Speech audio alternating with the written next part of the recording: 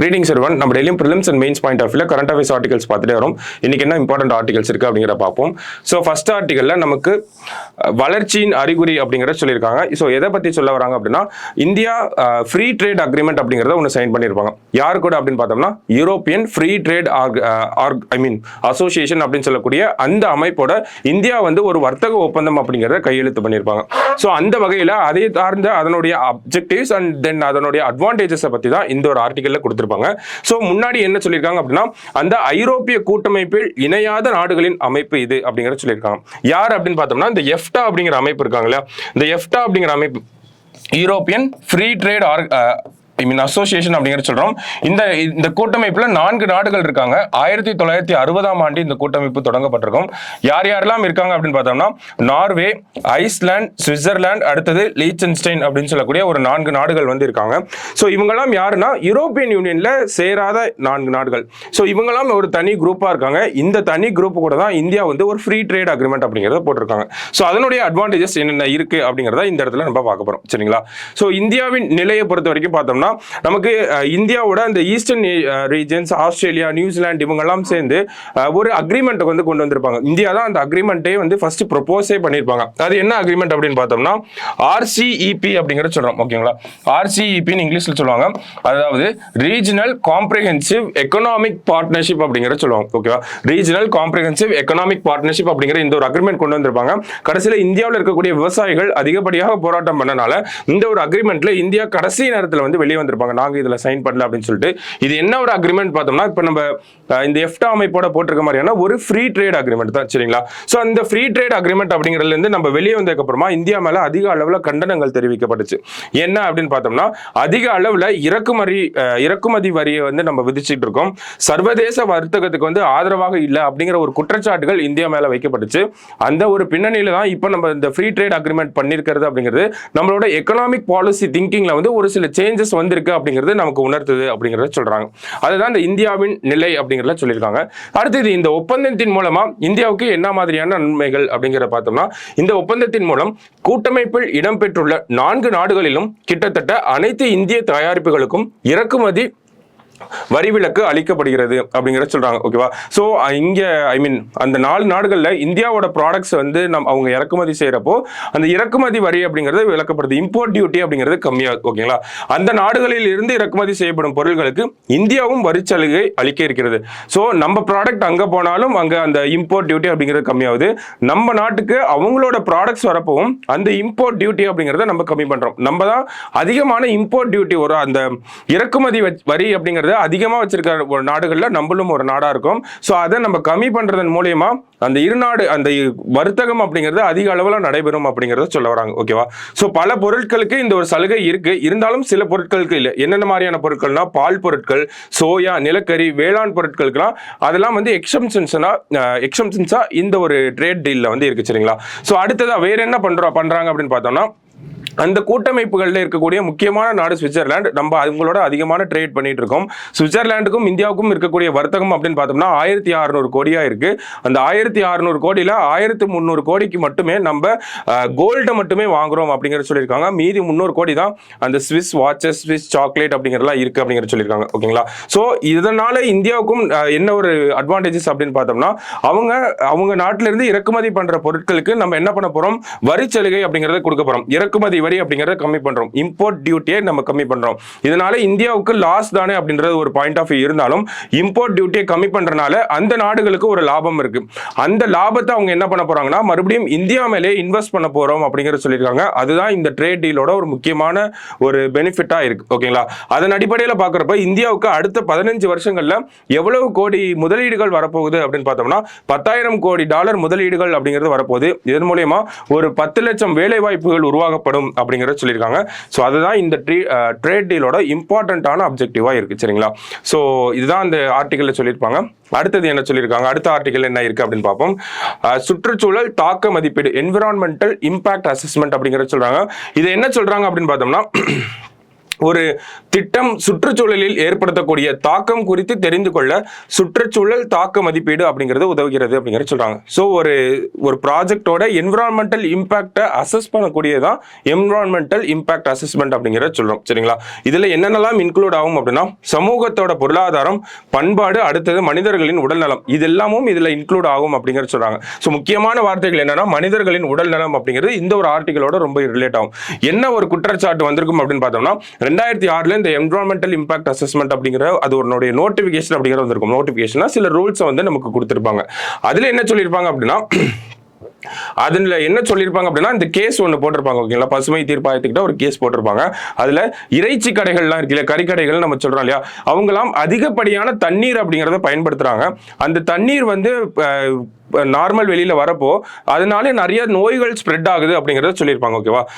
இறைச்சிக்காக கால்நடைகளை கொள்ளும் கூடங்கள், இறைச்சி பதப்படுத்தும் மையங்களை கொண்டு வர வேண்டும் என்று தேசிய பசுமை தீர்ப்பாயத்தில் கௌரி மௌலேகி அப்படிங்கிறவங்க அவங்க வந்து ஒரு சோஷியல் ஆக்டிவிஸ்டா இருக்காங்க, விலங்குகள் நல ஆர்வலராக இருக்காங்க. அவங்க வந்து ஒரு மனு போட்டிருப்பாங்க நேஷனல் கிரீன் ட்ரிபியூனல், தேசிய பசுமை தீர்ப்பாயத்தில். ஓகேங்களா? ஸோ என்ன சொல்ல வராங்க, இந்த கறிக்கடைகளை இந்த ஒரு நோட்டிபிகேஷன் கீழே கொண்டு வரணும் அப்படிங்கிறது அவங்களோட வழக்காக இருந்துச்சு. அந்த மனு வந்து மத்திய அரசு இப்ப என்ன ஒரு முடிவு எடுத்திருக்காங்க அப்படின்னு பார்த்தோம்னா இறைச்சிக்காக கால்நடைகளை கொள்ளும் கூடங்களில் அளவுக்கு அதிகமாக தண்ணீர் பயன்படுத்தப்படுகிறது அவங்களோட குற்றச்சாட்டா இருக்கு. ஓகேங்களா? அந்த கூடங்களால் திடக்கழிவுகளை முறையாக அப்புறப்படுத்தாததால் நீர் மாசடைவதுடன் ஆரோக்கியமற்ற கால்நடைகளின் சடலங்களில் இருந்து நோய் பரவும் அபாயமும் உள்ளது. நம்ம முன்னாடியே பார்த்திருந்தோம் அந்த என்விரான்மெண்டல் இம்பாக்ட் அப்படிங்கிறது எதையும் கொண்டு வரும், மனிதர்களின் உடல் நலத்தையும் சேர்க்கும் அப்படிங்கிற சொல்லியிருந்தோம். அந்த ஒரு பாயிண்ட் எடுத்து வச்சுதான் இவங்க இந்த ஒரு நோய்கள் எல்லாம் பரப்பப்படுது அப்படிங்கிற ஒரு குற்றச்சாட்டை வச்சிருப்பாங்க. ஆனா அதுக்கு மத்திய அரசாங்கம் என்ன சொல்லியிருக்காங்க அப்படின்னா இந்த இறைச்சி கடைகளை வந்து ரெகுலேட் பண்றதுக்காக ஆல்ரெடி அரசாங்கம் தனியா நிறைய கைட்லைன்ஸ் வந்து ரிலீஸ் பண்ணியிருக்காங்க. அதனால அந்த ஒரு சர்டன் அந்த மீட் ஷாப்ஸ் அப்படிங்கிறதுலாம் நம்ம இந்த என்விரான்மெண்டல் இம்பாக்ட் அசஸ்மெண்ட்டுக்குள்ள கொண்டு வரணுங்கிற அவசியம் இல்லை அப்படிங்கிறத சொல்லியிருக்காங்க. ஓகேவா? ஸோ அதுதான் இந்த ஒரு குற்றச்சாட்டு. அந்த ஒரு விஷயத்தை மத்திய அரசாங்கம் தெளிவுபடுத்தியிருக்காங்க. சரிங்களா? கடைசியா பாக்குறப்ப அடுத்த ஆர்டிகல்ல இந்த இந்தியன் வெல்ஸ் ஓபன் டென்னிஸ் அப்படிங்கிறது நடந்திருக்கு. அதுல வந்து யாரெல்லாம் வின் பண்ணிருக்காங்க அப்படின்னு பார்த்தோம்னா இத்தாலி நாட்டை சேர்ந்த கார்லோஸ் அல்காரஸ் அப்படிங்கிறவர் ஆடவர் பிரிவிலையும், போலாண்டை சேர்ந்த ஈகா ஸ்வியாடெக் அப்படிங்கிறவங்க மகளிர் பிரிவிலையும் வந்து சாம்பியன் பட்டம் வின் பண்ணியிருக்காங்க. இந்தியன் வெல்ஸ் அப்படிங்கிறது டென்னிஸ் டோர்னமெண்ட் அப்படிங்கிறது தெரியணும். எங்க நடந்துச்சு அப்படின்னா அமெரிக்காவில் வந்து நடந்திருக்கும். சரிங்களா? கடைசியா பார்த்தோம் அப்படின்னா இந்த வாக்காளர் அடையாள அட்டை வந்த வரலாறு அப்படிங்கிறது சொல்லியிருக்காங்க. ஓகேவா?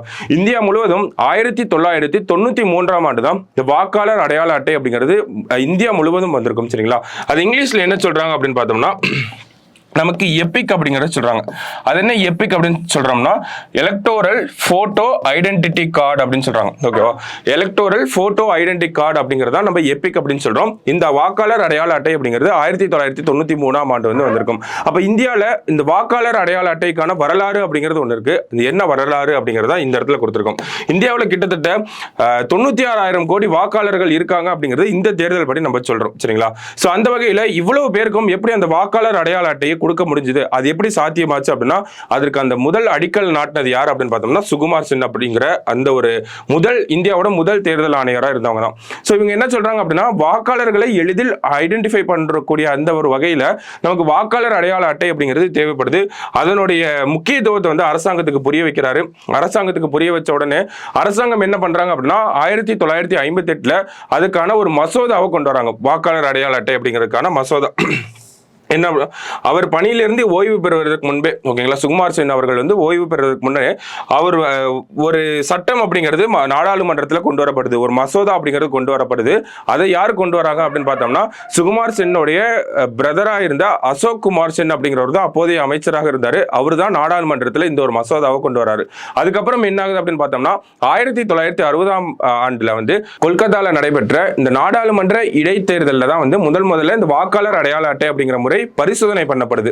சோ இந்த பரிசோதனையின் போது என்ன பண்றாங்க அப்படின்னா ஒவ்வொருத்தரையும் வந்து ஃபர்ஸ்ட் அந்த வாக்காளர் அடையாள அட்டை அப்படின்னா ஃபர்ஸ்ட் அவங்க வந்து போட்டோ எடுக்கணும். ஓகேங்களா? அதுதான் பேசிக் திங்கா இருக்குது. சோ போட்டோ எடுக்க கூப்பிடுறாங்க. நிறைய மக்கள் வந்து புத்துணர்ச்சியோட வந்து போட்டோ எடுக்கிறாங்க, எந்தூசியாஸ்டிக்கா வந்து போட்டோ எடுக்கிறாங்க. நிறைய பேர் வந்து போட்டோ எடுக்க மறுப்பு தெரிவிக்கிறாங்க. குறிப்பா பெண்கள் மத்தியில வந்து இந்த போட்டோ எடுக்கிறது அப்படிங்கிறது மறுப்பு தெரிவிக்கப்படுது. சரிங்களா? இதனால என்ன ஆகுது அப்படின்னா அரசாங்கத்துக்கு அதிகப்படியான செலவாகுது. கிட்டத்தட்ட அந்த ஒரு கொல்கத்தா நாடாளுமன்ற இடைத்தேர்தலில் வந்து 25 25 லட்சத்துக்கிட்ட செலவழிச்சு அந்த ஒரு போட்டோ எடுத்து அவங்களுக்கு அந்த வாக்காளர் அடையாள அட்டை கொடுக்கறதுக்கு. ஸோ இதனால என்ன ஆகுது, தேர்தல் ஆணையமும் அரசாங்கமும் என்ன சொல்றாங்க, ஒரு இடைத்தேர்தல் நடத்துற செலவோட வாக்காளர் அடையாள அட்டை கொடுக்குற செலவு ஒரு தொகுதிக்கே 25 லட்சம் ரூபாய் ஆகுது. அதனால இந்த ஒரு நடைமுறை அப்படிங்கிறது இப்போதைக்கு நம்ம அடுத்த கட்டங்களுக்கு எடுத்துட்டு போக வேண்டாம் அப்படிங்கறது சொல்றாங்க. அதன் பிறகு என்ன ஆயிருக்கும் அப்படின்னு பார்த்தோம்னா 1970, 75கள் 79களில் தான் மறுபடியும் இந்த திட்டம் புத்துயிர் பெறுது. 79ல வடகிழக்கு மாநிலங்கள்ல அதிகப்படியான இந்த சட்டமன்ற தேர்தல்கள் வருது. பாப்புலேஷன் அங்க கம்மியா இருக்கும். ஸோ கொஞ்சம் கொஞ்சமா கிராஜுவலா இன்க்ரீஸ் பண்ண ஆரம்பிக்கிறாங்க. ஸோ அந்த அசாம், சிக்கிம், நாகாலாந்து போன்ற தேர்தல்கள் எல்லாம் இந்த ஒரு அது பேர் வாக்காளர் அடையாள அட்டை அப்படிங்கிற அந்த ஒரு முறை அப்படிங்கிறது பயன்படுத்த வர ஆரம்பிக்குது. ஸோ அதன் பிறகுதான் இந்தியா ஃபுல்லாக கொஞ்சம் கொஞ்சமாக வர ஆரம்பிக்குது. சரிங்களா? ஸோ 1991 வரைக்கும் இந்தியாவில் அப்போதைக்கு தேர்தல் ஆணையர்கள் கூட ஃபர்ஸ்ட் 3 பேர் இருந்திருப்பாங்க. மறுபடியும் 89 வரைக்கும் ஒருத்தர் இருந்திருப்பாரு. 89 to 90 வந்து 3 பேர் இருந்திருப்பாங்க. மறுபடியும் 90ல இருந்து 92 வரைக்கும் ஒருத்தர் தான் இருந்திருப்பாரு. மறுபடியும் 93ல எலெக்ஷன் கமிஷன் அப்படிங்கிறது 3 பேர் கொண்ட அமைப்பா மறுபடியும் 93ல ஆகுது. அதுக்கு பின்னாடி இருக்கக்கூடிய முக்கியமான காரணம் என்ன அப்படின்னு பார்த்தோம்னா 1992, 93ல தான் எலெக்ஷன் கமிஷன், தேர்தல் ஆணையம் இந்த வாக்காளர் அடையாள அட்டை அப்படிங்கறத கம்பல்சரியா எல்லாருக்கும் கொடுக்கணும் அப்படிங்கிற ஒரு திட்டத்தை கொண்டு வராங்க. அதனாலதான் எலெக்ஷன் கமிஷன் வேலை அப்படிங்கிறது அதிகமாகுது. ஸோ அதுதான் ஒரு முக்கிய காரணமா இருந்துச்சு தேர்தல் ஆணையம் அப்படிங்கிறது இப்போ இருக்க மாதிரி அந்த 3 பேர் கொண்ட அமைப்பாக மாறுறதுக்கு. சரிங்களா?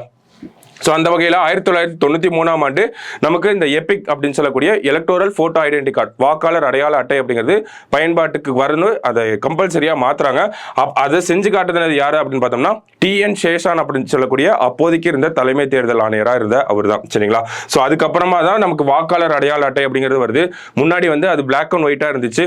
அப்புறமா அதனுடைய பரிணாம வளர்ச்சியாக தான் அந்த எலெக்ஷன் இந்த ஓட்டர் ஐடி அப்படிங்கிறது கலர் போட்டோவில் கலராக வந்து வர ஆரம்பிச்சது. பிளாக் அண்ட் ஒயிட்டா இருந்தது, கலருக்கு மாற ஆரம்பிச்சது.